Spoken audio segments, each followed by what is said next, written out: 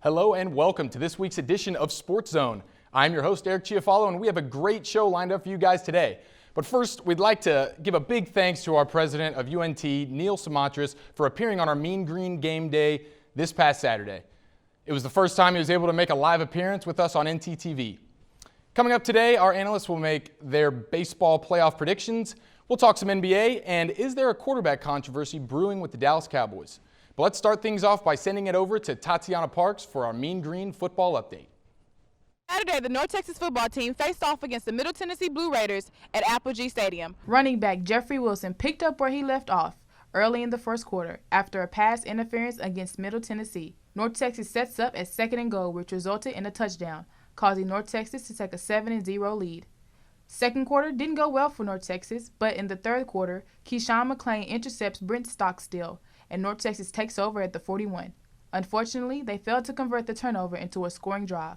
Stockstill gets sacked by a North Texas duo in the fourth quarter, forcing a punt from the 47. Mason Fine then completes a 15-yard pass to Kelvin Smith. Minutes later, the two collaborate again, this time for a touchdown, making the score 23-13. After not being able to complete the two-point conversion and convert an offside kick, North Texas falls to Middle Tennessee with the score of 30-13. North Texas p.m. Reporting for SportsZone, I'm Tatiana Parks. Now joining us is Josh Conrad and Jordan James. Now guys, let's keep it right there with the Mean Green. They had a tough loss against Middle Tennessee this past Saturday. What's the outlook moving forward for this team for the rest of the season? Well, I think their outlook looks just fine, but bad puns aside, there's 2 games left on this schedule I can see them actually winning. I think you look at it, UTEP, UTSA, they haven't had strong seasons, either of them. You look at who they have to play, they already got the 3 best teams of the East this season, which is unfortunate. They play a tough Army team they beat Temple on the road. Temple had game day at their school last year. Yeah.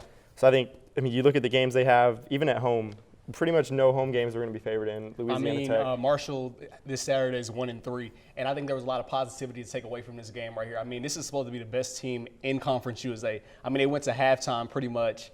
Well, at the end of the first quarter, it was 7-0. So as the Mean Green fans, you got to feel happy. I mean, they started off. The touchdown in the first quarter was their first opening touchdown since like 2013. Yeah, that's big. Yeah.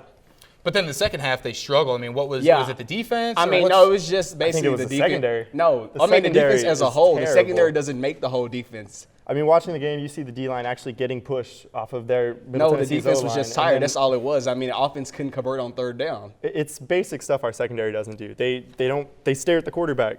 We learned that in 7th grade. Well, if they had a pass rush up front, then it'll be harder for them. You know? There wasn't time for a pass rush whenever Middle Tennessee scored the touchdown down the goal line. I forget what the score was at that point. But it's basic stuff. They get beat every time man by man. They get beat every time. This is a team game. The offense hasn't looked good also. The offense didn't look good. They had five rushing yards the whole game. Yeah, that's abysmal. You're not winning football games doing that. Yeah, like Seth Luttrell said this week in his press conference, we got to execute in all 3 phases, and they failed to do that. They still haven't played a complete game yet, but when they do, I think it'll be special. All right, so, you say 2 winnable games left. Winnable. They've won 2 so far. Marshall's 1-3. I see that as a winnable game. Like I said, I was not all that impressed with Middle Tennessee. This is your best team in Conference USA, really? We talked Marshall. 2 of their losses were to Pittsburgh and Florida State. Are they supposed to beat those teams? No, they're not supposed to beat those teams. And one of those, they didn't have their starting quarterback in, so they're getting that back. It's a pass-happy offense against our secondary, which you could put a pillow out there. Our and secondary. it would do as Keyshawn McClain, he had his 3rd interception in. The guy got lucky. The guy was standing there and the ball came to him. He also had 3 blown coverages the rest of the game. Finally got taken out of the game in the fourth quarter. Lucky is 2nd in Conference USA? Maybe. All right. Well, I like the positivity on Jordan's side with our Mean Green, but let's shift gears here. There's a big game in college football this past Saturday. Clemson and Louisville, 2 great quarterbacks, 2 Heisman candidates. Did Louisville losing that game, does that lose their chances for the playoffs? Or No, not really. I mean, they were literally like 1 inch away from winning that game. 1 cut move away. Yeah, 1 cut move away from winning that game. It was a great game. I don't feel like Louisville has they're not used to actually winning on the road. Yeah. Like you said, their stadium averaged 32,000, the place where they played at 100,000 people. So Death Valley, that's a tough place to play. What about Lamar Jackson? His stats are crazy from the game. He had 297 passing yards, 162 on the ground. I think if there is going to be a 1-loss playoff team this year, it could be Louisville. Now's the hard part for them, though. They have to go the whole season, big favorite, until that showdown with Houston. And it's like, can you get past Wake Forest, Boston College without falling And then asleep? another thing about Lamar Jackson, I mean, he was under duress the whole entire game. He was sacked 5 times. So imagine if his offensive line actually blocked this game. And I was impressed with the team just for them to be able to battle back like that. Come back on the road. And as far as looking at their schedule, I mean, Houston, I'm not worried about Houston. Houston's overhyped. I mean, they beat an OU team that was like overrated for, like they are every year. So, all right. yeah. So is Houston? So you don't think Houston's even a big tough? Is that really the last tough I think opponent on their Houston's tough. schedule? Greg or- Ward is tough against anybody. Greg, okay. And Tom Herman, hottest I mean, talk to me when they play commodity. someone over OU. I mean, Well, where's that game being played? Do we know where that game's being played? Is that in Houston? In I believe Houston. Okay, in Houston. That'll definitely be a fun one. In terms of Clemson, I mean, what do you see with them moving forward? Are they going to lose another game this season? Because if they don't lose, how is Louisville going to get into Tough game ACC with Florida teams? State still. I believe it's on the road. I mean, honestly, Florida I just State. believe the ACC is a very weak football conference, so I'm not really worried about it. I don't know how weak it is when you just had 2 top 5 teams play. I mean, still, I'll take SEC football over ACC football any well, day. yeah, SEC is still the dominant conference right now, but. Right. Well, the ACC, I mean, they do have some depth. North Carolina, FSU's been a little bit of a letdown, but you have the Hurricanes, and then we obviously know about Clemson. You could maybe say the SEC West is better than the ACC. The SEC East is atrocious. I don't know if Butch Jones That's a or good Tennessee point. made a Yeah. deal with the devil or something, but that conference is just, the East is awful right Yeah, now. well, and let's talk about a little bit of Tennessee. I mean, they've had a wild finish against Georgia. They've had some weird games, but they're still undefeated. What do you make? I think they're overrated. I mean, it was just a great play in the end zone. Yeah, I don't know how they're undefeated still. They escape every week, and it seems like it's the same way. This week they'll probably One last pick thing I got to get off my chest, Charlie Strong, he demoted his defensive coordinator. Now he's stepping in as D coordinator. So, I mean, I believe it's the last straw for him, but hopefully they're able to pull it out this weekend against OU. Yeah, we'll see what happens with the Longhorns this week. Well, thank you, guys. Coming up next, the NBA season is upon us, and our analysts will give us their thoughts on what was a wild NBA offseason. So keep it locked right here on SportsZone.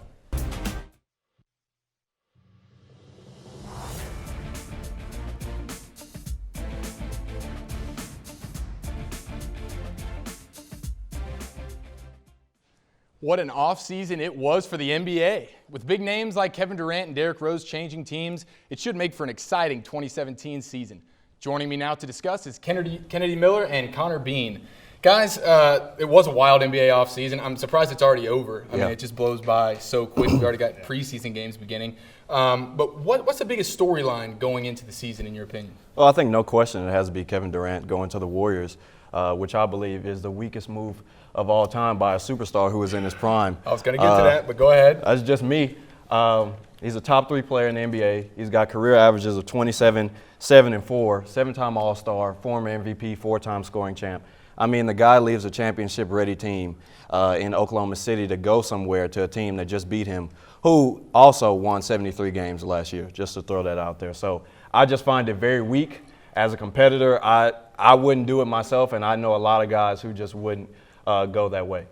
Yeah, I think the biggest storyline for me was the amount of money that was thrown around this season. I mean, the cap is ridiculous. Like, why in the world is Mike Conley making $150 million over 5 years? This man has never made an All-NBA team, let alone an All-Star team. That's just ridiculous. Also, I would say KD going to the Warriors was a big storyline, but I would counter that with KD leaving Oklahoma City was the biggest storyline. Like, why would you leave a top 5 player in Westbrook? Yes. Why would you leave a city who pretty much just treats him like a god? And that's the thing. He left Oklahoma City, which is a small-town market, which is a team that if they didn't have Russell Westbrook, this team probably wouldn't be able to get another superstar for years to come if Westbrook wasn't there. And then him winning a championship with Oklahoma City is much more valuable than him winning in Golden State, because even if he didn't win in Oklahoma City and he just retired as a team, which I'm not saying he should have stayed. I'm okay with him leaving, just not to Golden State.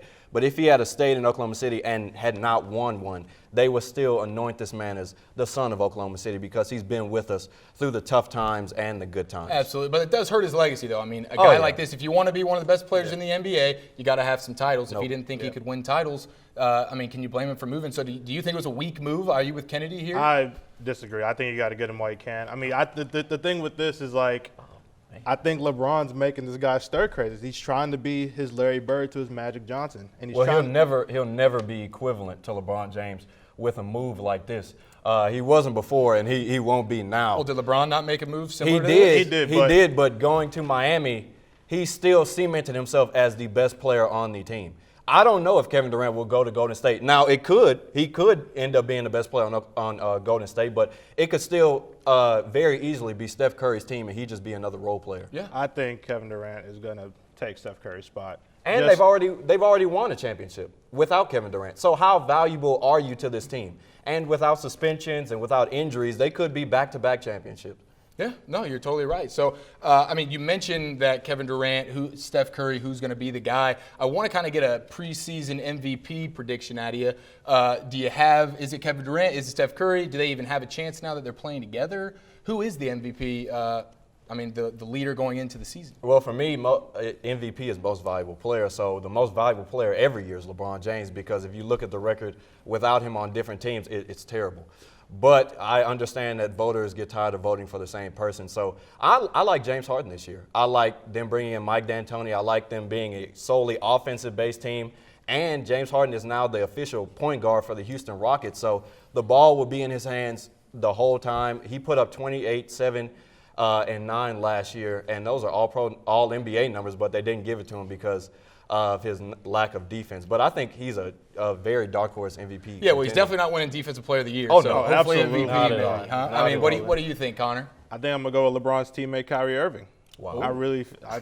Wow. Expecting a big year out of him? I mean, he had a great finish to the season. I really believe in my heart of hearts, if Kyrie Irving was healthy 2 years ago, the Cleveland would have 2 championships. Yes, sir.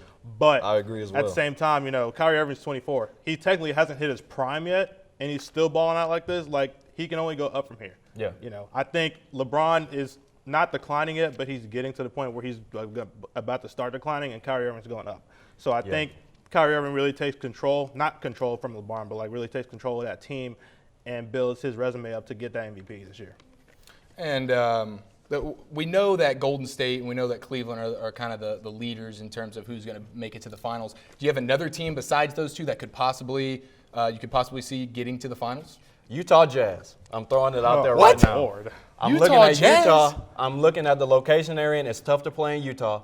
I'm looking at the team that they have. They've had a top 5 defense for the last 3 years. Did they just get Stockton and Malone back? No, but they brought in Boris Diaw. They brought in Joe Johnson, and they brought in George Old Hill. Joe Johnson. From They got some Indiana veterans. He can still put the ball in the bucket. They call him ISO Joe for a reason. Okay, the He'll give you Utah 10 and 9. Jazz are deep. They can go small. They can go big, and they can win games. I'm really excited for them this year. Real quick, you got a team for me?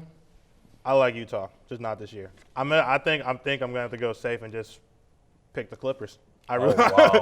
They didn't look good in the preseason game. They last didn't night. look good in the preseason game, but once again, that's preseason. But this is the question was, if we didn't pick the Warriors or the Cavs, I'll have to go with the Clippers because I think they will be a top 2 seed in the NBA this year. All right, very good. Well, we'll see what happens. I'm excited for the NBA season. But up next, the Dallas Cowboys are 3-1 and rolling with Dak Prescott at the helm. Does that spell trouble for Tony Romo? Find out next on SportsZone.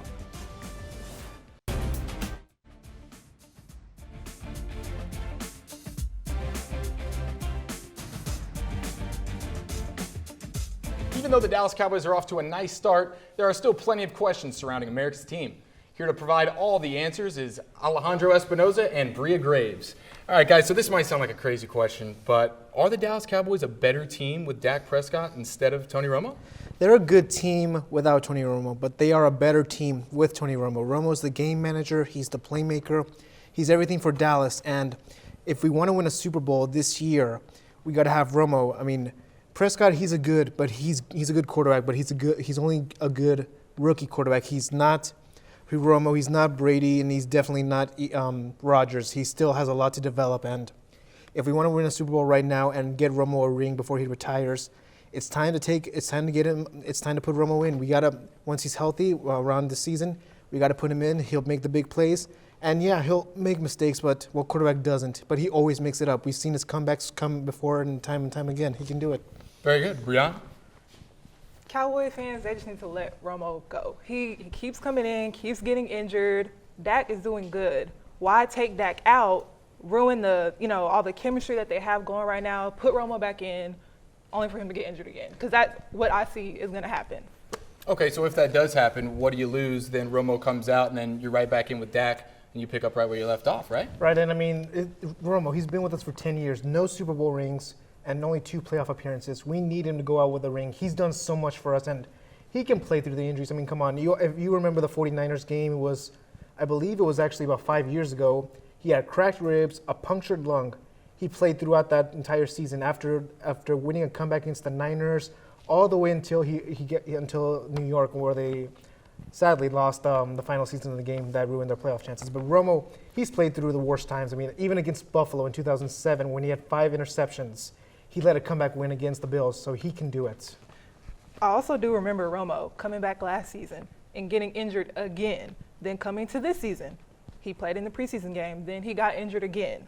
So just, I understand, Cowboys, Romo, he's done so much, but if you're a Cowboys fan, should you look at it like, oh, we need Romo to get a ring, or just look like, okay, we need to really just focus on what's going on right now?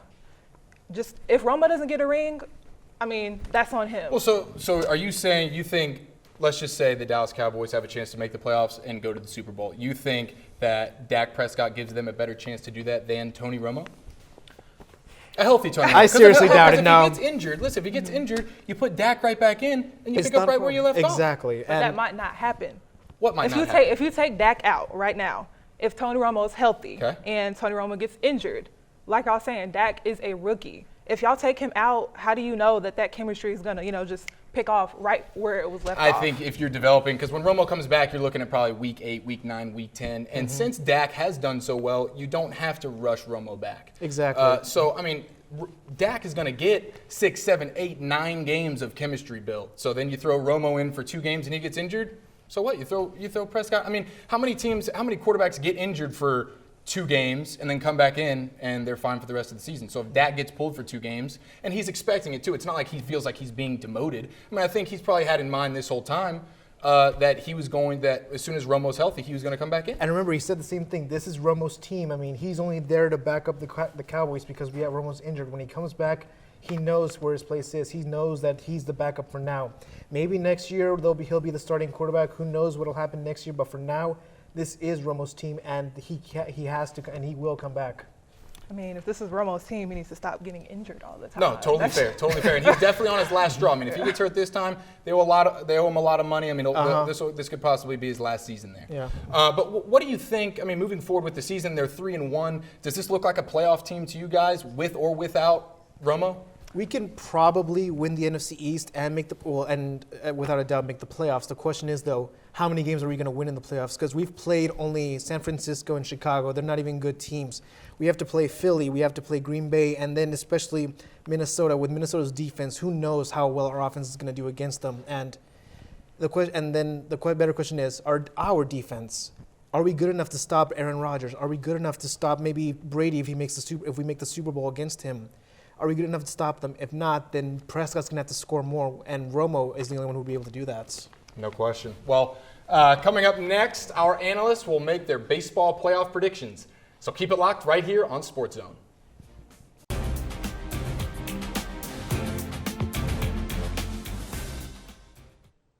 Now that the Major League Baseball playoffs are underway, it's time for our analysts to make their predictions. Peyton and Taylor, take it away. Thank you very much, Eric. And I don't know about you, Peyton. I am really excited to make these predictions today because, in my opinion, there's nothing in sports more exciting than October baseball. Well, it's the most wonderful time of the year, like they all say. Absolutely. So I'm going to go ahead and lead this off. Starting off with last night's American League wildcard game, I picked the Baltimore Orioles. I'm already not off to a good start. They ended up losing in the bottom of the 11th inning on a walk-off 3-run home run by Edwin Encarnacion of the Blue Jays. So the Blue Jays will now move on to face the Texas Rangers. They will come here to Arlington on Thursday. I'm a little worried based on last year. Like, the Rangers this year, they led the major leagues with record at home. They were 53-28. Yep. But don't forget, last year in the American League Division Series, they actually lost their 2 home games to the Blue Jays. Yeah, well, I mean, history has shown the Rangers have 1 home win in the Division Series in all the franchise in the playoffs. You know, it could come into a factor, but you didn't have Hamels and Darvish in games 1 at home last year. You know, you had Martin pitching in Holland, so it could really play a factor. I think the crowd's going to be ready. I mean, you heard the "We Want Odor" chants last night, so. Right, absolutely. They had Martin Perez and Colby Lewis pitch those 2 home games last season. So moving on to the next round, I have the Boston Red Sox defeating the Cleveland Indians. It's going to be a rematch of Terry Francona against his old team, the current Indians manager, going up against the Red Sox. He did win the World Series with the Red Sox in 04 and 07. I'm a little worried about the Cleveland Indians starting pitching rotation. They're all hurt. That's right. Corey Kluber will be pitching Game 2 with an injured quad. Carlos Carrasco is out for the entire postseason with a fractured forearm, and it's going to be iffy as far as Danny Salazar pitching out of the bullpen. So now moving on to my American League Championship Series prediction. I have the Boston Red Sox taking down the Texas Rangers. This to me was just a toss of the coin. Extremely hard prediction to make. It's the best team in the American League, the Rangers. I know, and it's hard to make that prediction, but I'm going to make the prediction solely off of David Ortiz. Big Papi, it's his final season, one of the most storied postseason hitters of all time. Yeah. He has 17 home runs in the postseason. That's tied for 7th all time. It's hard to find a better slugger on another team than Ortiz. And I'll get to my World Series prediction in just a second, but Peyton, I know you really went down all these National League predictions. Thanks, Taylor. Well, it all starts tonight, wild card round, Mets and Giants. I have the Mets winning. Yes, Syndergaard, Bumgarner, 2 pitchers that could really be a Cy Young candidate over the next few years. Bumgarner, his history has shown in the playoffs. Well, first off, the Giants have won the World Series each even year for the past 3 years.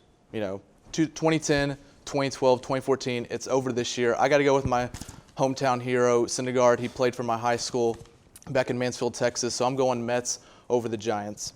Next up in the National League Division Series, I have the Dodgers over the Nationals. The Nationals, to me, too many question marks. Strasburg out. Harper batted .243 this year. You wonder why you never heard his name. He's dealing with injuries as well. Exactly. You got Daniel Murphy, who's batting .337, but who else do they have on that team? Zimmerman, is he going to come up clutch? Even with home field advantage, you have the Dodgers with Kershaw back out there. They got the better lineup, the better pitching staff. Even with Gio Gonzalez, Max Scherzer with that team. I don't see them coming out. The Dodgers will be countering with Rich Hill as well, who they picked up at the trade deadline. Also, Kenta Maeda, who's probably going to finish second in the National League Rookie of the Year voting, behind his own teammate, Corey Seager, the shortstop. So a lot to expect from the Dodgers. Yeah, 22-year-old rookie could have a promising postseason. Next up, Cubs and Mets. It's a rematch of the National League Championship Series of last year. We all know the Mets swept the Cubs. It looked like a season for the Cubs, their season. It didn't turn out that way. I have the Cubs sweeping the Mets in 3 games. Who do the Mets have starting pitching? Harvey's out, Matz is out, DeGrom. They have Syndergaard. He can't pitch every game. With the Cubs, you have Jake Arrieta, you have Kendricks, you have Lester, Lackey, your 4 starter. All those guys can be a number 1 starter for another team. Plus possibly the best closer in baseball in Aroldis Chapman. Yeah, you had the Cubs 103-win season, 57 home wins, by far the most in Major League Baseball. One other stat, 252 run differential, by far the best. This team is in for October. Next up for my National League Championship Series pick, it's going to be a close one. Cubs over the Dodgers. I have them in 7 games. Ooh. The Cubs have home field advantage. They can play well there, but the Dodgers are going to have 3 straight games in LA. You have the hype, the 60,000 people crowd in the stand. The starting pitcher, like I mentioned before for the Cubs, is just too much for the Dodgers. They have Kershaw. Who else do they have? Rich Hill, Kenta Maeda, one of the better bullpens in baseball. Kenley Jansen, their closer, who is in a free agent year, so there's a lot to watch with him. But I do think that lineup for the Cubs is much improved. It's better than last year. They added Ben Zobrist. I really think they're going to be the team to win the pennant this year. I hear you. So I'm going to move on to my World Series prediction. I have the Chicago Cubs taking down the Boston Red Sox in 7 games.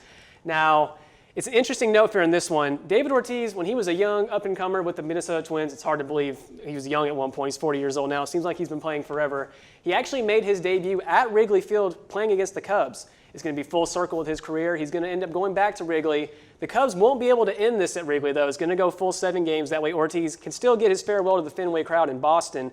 And also, it's going to make Cubs fans just wait that much longer for their first World Series since 1908. 2 historic franchises, too. You have the Red Sox, 2 of the oldest stadiums in all baseball. And if there's ever a fan base that knows about waiting, it's the Boston fan base having to wait for their curse to end in 2004. So, well, you have the team with the best record, the favorites, the Cubs. Yeah, I really went out on a limb there. How original. But I have the Rangers over the Cubs, 2 teams in desperate need for a World Series title. The Rangers never won it before. You go back to 2010, 2011, a strike away. They have the home field advantage. They play great at home beyond the division series. I have them. I really think the lineup's better than the Cubs overall. I have the Rangers win their first World Series title. Well, as we know, October baseball is really hard to predict, and you can hear us say everything, but what do we know? It's really hard to predict. Eric, back to you. All right, thanks a lot, guys. And Peyton, I'm with you. Go Rangers. That Cubs record stays some more. So that'll do it for today's show. Be sure to follow us on Twitter at UNT SportsZone. And don't forget to check out Mean Green Game Day right here on NTTV 2 hours before every Mean Green kickoff. We will catch you here next week on SportsZone.